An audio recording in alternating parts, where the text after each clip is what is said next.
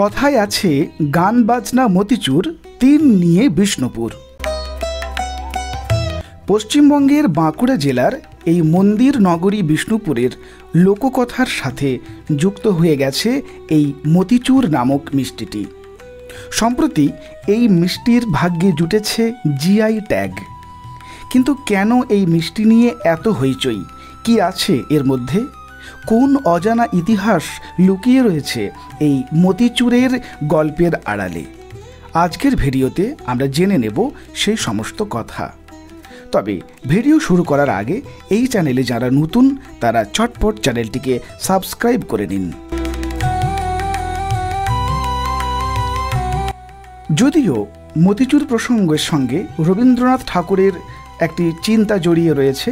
একবার হুগলি জেলায় তিনি জল ভরা সন্দেশ খেতে গিয়ে সেই সন্দেশের নাম করেছিলেন মতিচুর। কিন্তু বর্তমানে আমাদের বিষ্ণুপুরের যে মতিচুরের কথা আলোচনায় উঠে এসেছে তাতে কিন্তু জল ভরা সন্দেশের কোনো প্রসঙ্গ নেই। এই একটি সম্পূর্ণ আলাদা রকমের মিষ্টি। মতি অর্থে মুক্ত, আর চূর অর্থে চূর্ণ।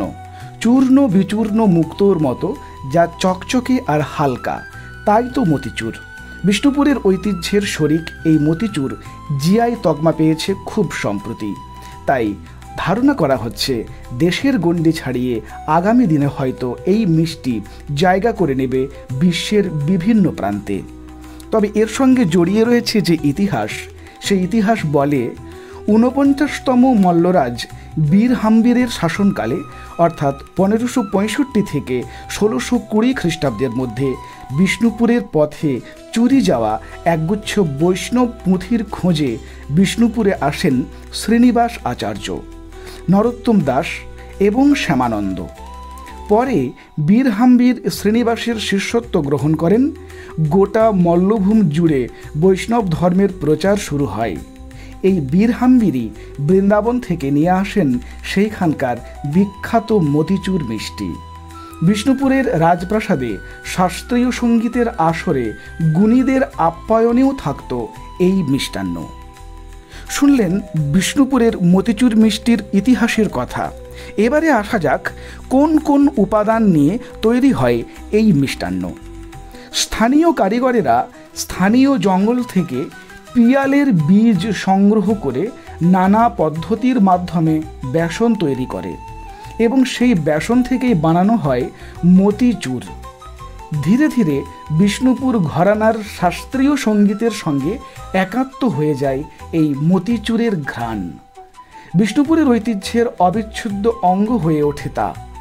গান বাজনা মতিচুর, তিন নিয়ে বিষ্ণুপুর, এই ধারণা এবং এই প্রবাদ তখন প্রচলিত হতে শুরু করে সমগ্র বিষ্ণুপুরবাসীর মধ্যে।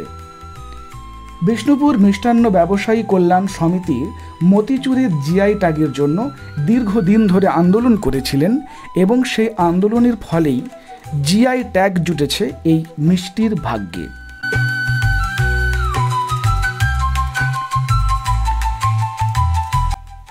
এখন আমরা এই মিষ্টান্ন তৈরি হওয়ার প্রসঙ্গে বেশ কিছু সমস্যার কথা জড়িয়ে রয়েছে, সেই সমস্যায় আসব। বিষ্ণুপুরের জয়পুর, পিয়ারডোবা, বাসুদেবপুরের জঙ্গলে পিয়াল গাছ পাওয়া যায়। পাকা ফল সংগ্রহ করে বীজ বার করা কঠিন না হলেও বীজের খোসা ছাড়িয়ে ভেতরের অংশ বার করা কষ্টসাধ্য। আগে ঢেঁকি বা হামানদিস্তার মাধ্যমে পিয়াল ফলের খোসা ছাড়িয়ে বেসন তৈরি করা হতো। এখন ঝাড়খণ্ড থেকে যন্ত্রের মাধ্যমে পিয়ালের বেসন নিয়ে আসা হয়। তবে তাতে কাঁচামালের জন্য খরচ অনেকটাই বাড়ছে বলে মনে করছে মিষ্টি প্রস্তুতকারক অনেক মানুষ।